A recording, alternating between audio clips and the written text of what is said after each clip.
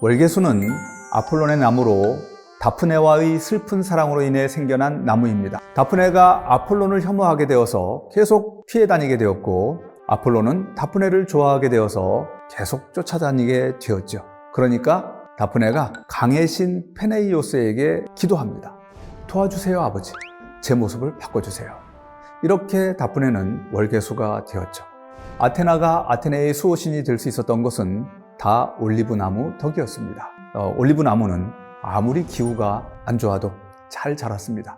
그래서 아테네 사람들은 올리브 나무를 준 아테나 여신을 그들의 수호신으로 선택하게 됩니다.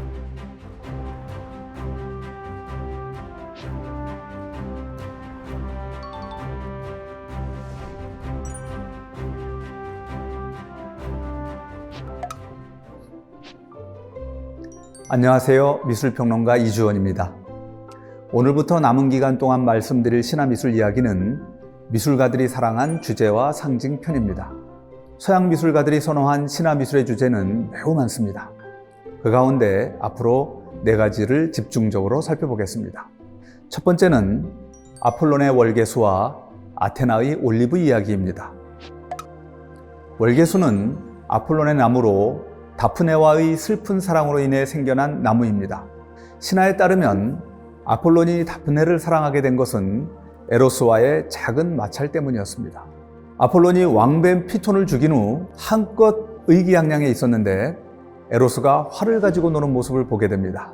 그 모습을 보고는 심하게 비아냥됐습니다. 꼬맹이에게 어울리지 않는 무기를 갖고 놀지 말고 그냥 어디 가서 불장난이나 해라, 이렇게 꾸지람을 한 것입니다.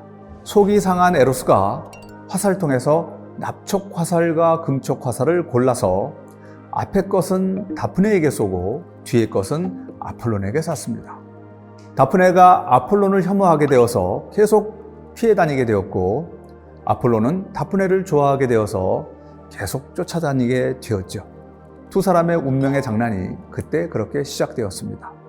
코르넬리스 데 보스가 그린 아폴론과 피톤이라는 그림을 보면 아폴론이 지금 왕뱀 피톤을 처치했습니다. 그래서 피톤이 오른쪽 화면에 쓰러져 있고 아폴론은 아주 의기양양하게 그쪽으로 다가갑니다.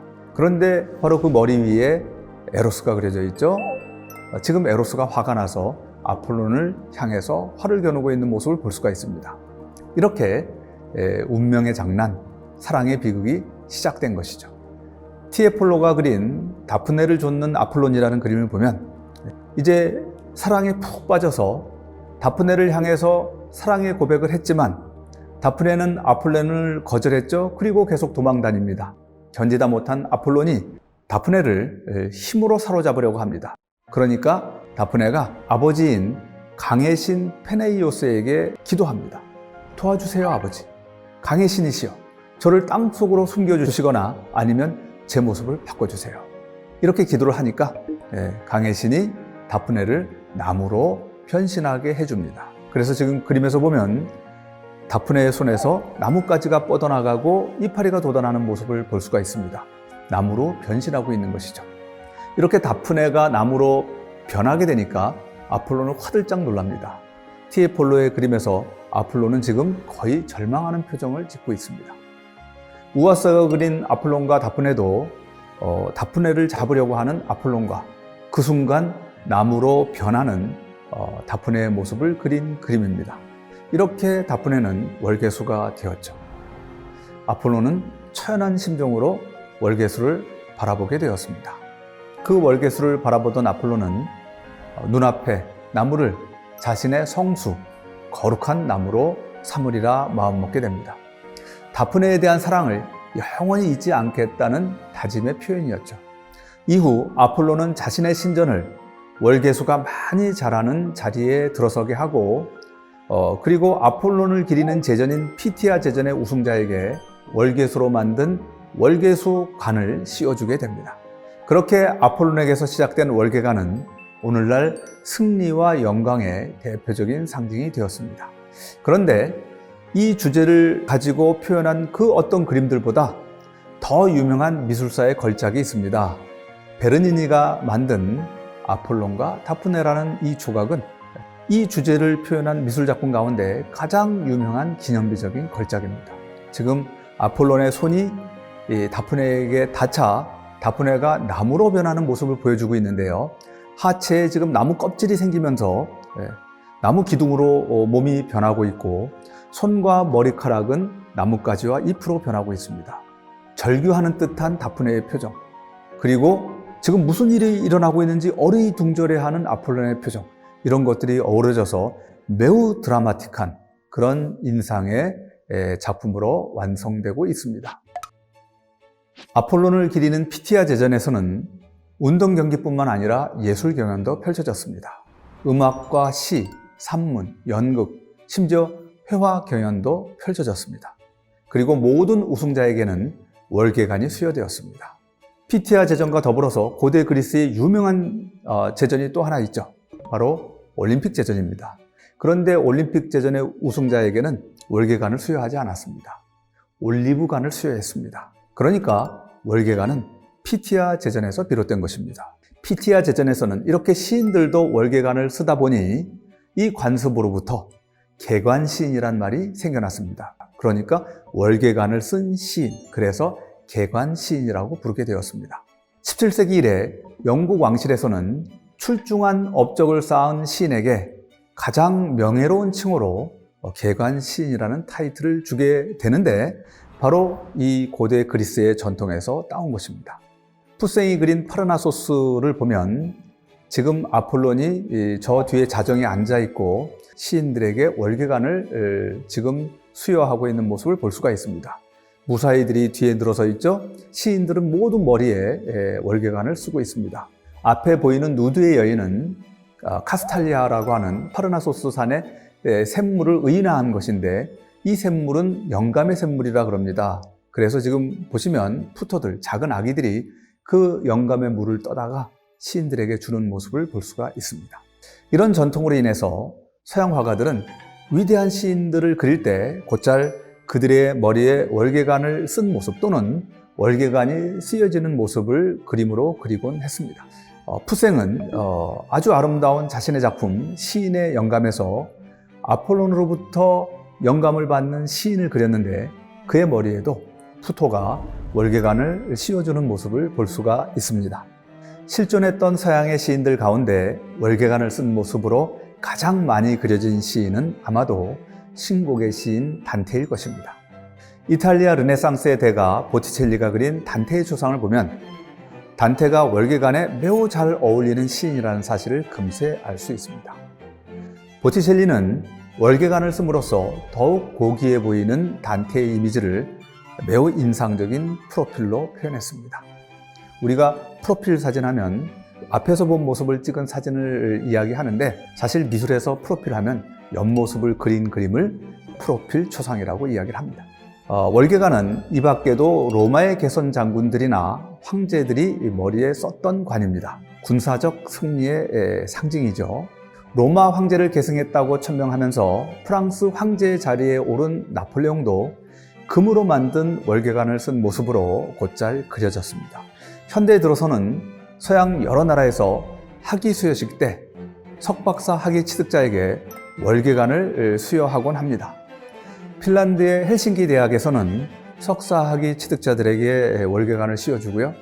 스웨덴의 대학들에서는 인문학과 사회과학 분야의 박사 혹은 명예박사 학위 취득자들에게 월계관을 수여합니다. 이번에는 아테나 여신과 올리브 나무를 그린 그림들을 보시도록 하겠습니다. 그 이름에서 알 수 있듯이 아테나는 아테네의 수호신입니다. 아테나가 아테네의 수호신이 될 수 있었던 것은 다 올리브 나무 덕이었습니다. 아테나와 포세이돈이 누가 아테네의 수호신이 될 것인가를 놓고 겨룬 적이 있었습니다. 둘은 아테네 사람들의 선택을 받기 위해서 아테네 사람들에게 각각 선물을 하나씩 주었습니다.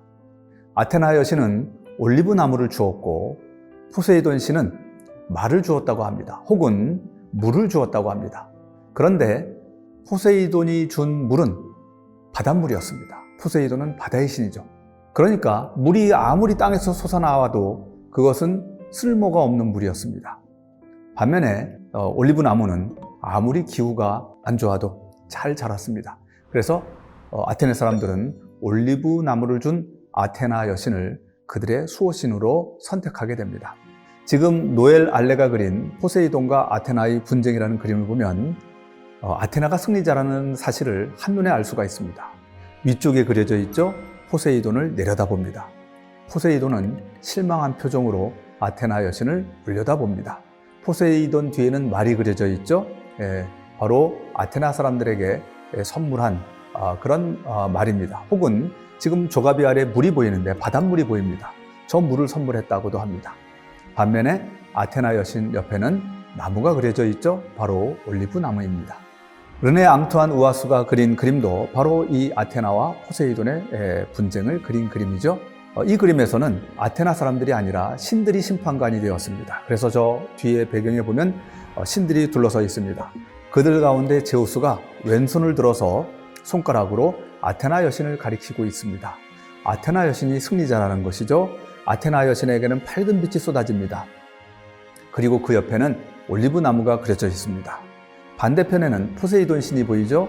포세이돈 신은 어둠 속에 있습니다. 지금 땅에서 말들이 솟아나고 있는데 말은 아무 소용이 없는 선물이 되어버렸습니다. 바로 그 신화를 아주 흥미진진하게 그린 그림입니다. 아테나 여신은 이렇게 해서 당당히 아테네의 수호신이 되었습니다. 이 여신에 대한 아테나 사람들의 믿음과 자부심은 아주 컸습니다. 그래서 기원전 456년경 아테나 사람들은 아테나를 크고 강렬한 인상의 조각상으로 만들어서 아크로폴리스 언덕에 설치했습니다. 레오폰 클렌체가 그린 아테네의 아크로폴리스와 아레오스파고스 보곤도는 바로 아테나 여신상이 서 있는 모습을 상상으로 그린 그림입니다. 저 신전 뒤에 거대한 여신상이 서 있는데 한 손에는 방패를 들고 있고 한 손에는 창을 들고 있습니다. 조각가는 거장 페이디아스였고 조각의 이름은 아테나 프로마코스였습니다. 제1선에서 싸우는 아테나라는 뜻입니다. 앞장서서 솔선하며 희생하고 바람막이가 되어주는 리더, 그런 리더의 이미지를 보여주는 조각상이 이 여신상이었습니다. 전하는 이야기에 따르면 마라톤 전투에서 페르시아 군대로부터 획득한 청동 전리품을 녹여서 만든 것이 이 작품이라고 합니다. 이렇듯 올리브 나무를 선사함으로써 아테네의 수호신이 된 아테나, 이로 인해서 올리브 나무는 아테나의 중요한 표지물 가운데 하나가 되었습니다. 보티첼리는 팔라스와 켄타우로스를 그릴 때 올리브 나무가지가 아테나의 허리부터 가슴과 팔, 머리까지 휘감고 있는 모습을 그렸습니다. 팔라스는 아테나의 별칭입니다. 여러 가지 해석이 있는 그림이지만 이 작품은 무엇보다 야만적인 켄타우로스를 아테나가 장악한 장면을 통해서 야망과 어리석음에 대한 지혜와 덕의 승리를 그린 그림으로 봅니다. 아주 먼 고대부터 올리브 나무까지는 평화의 상징으로 여겨져 왔습니다. 그래서 평화의 상징으로 올리브를 그린 그림들을 우리는 서양 회화에서 많이 발견할 수 있습니다. 폼페오 바토니는 평화와 정의라는 그림에서 또 평화의 상징으로 올리브 나무가지를 등장시켰습니다. 그림에서 보이는 두 여인 가운데 오른편 여인이 정의입니다. 정의는 저울과 속관을 들고 있습니다. 속관은 단결의 힘을 나타내며 권위를 상징합니다. 작대기들이 뭉쳐 이루어진 속관에 도끼가 달린 것은 생사여탈권을 상징합니다. 한번 처단하면 죽은 사람을 되살릴 수 없습니다. 그러므로 판결을 할 때는 아주 공정하고 공평하게 해야 합니다. 바로 그 공정과 공평, 객관성을 저울이 상징합니다. 그래서 공정한 정의 그리고 아주 엄정한 처벌, 이것을 상징하는 두 가지를 들고 있는 저 여인이 바로 정의입니다. 평화는 정의를 감싸면서 올리브 나무가지를 오른손으로 들어 보입니다. 이 정의와 평화가 공존하는 세계야말로 진정으로 바람직한 세계겠죠? 그 세계를 표현한 그림이 되겠습니다. 밀레이가 그린 방주로 돌아온 비둘기는 노아의 방주를 그린 그림인데 노아와 그의 가족은 대홍수 때 유일하게 구원을 받은 사람들이죠. 신의 진노로부터 살아남은 그들은 이제 물이 좀 빠졌나 싶어서 새들을 날려보냅니다. 그 비둘기가 두 번째 나들이 끝에 금방 딴 올리브 잎을 부리에 물고 돌아왔습니다. 그로 인해서 땅 위에 물이 완전히 빠진 것을 알게 된 노아의 가족은 무척 기뻐했습니다. 지금 그림 속에 등장하는 두 여인은 지금 돌아온 비둘기에 입을 맞추며 아주 기뻐합니다. 그리고 한 여인의 손에는 그 비둘기가 물고 온 올리브 가지가 들려 있습니다. 이렇게 비둘기가 물고 온 올리브 가지는 기독교에서도 중요한 평화의 상징으로 인식되게 됩니다. 이렇게 아폴론의 월계수와 아테나의 올리브 나무를 그린 그림들을 보셨습니다. 다음 시간에는 풍요와 코르누코피아를 그린 그림들을 보시도록 하겠습니다. 감사합니다.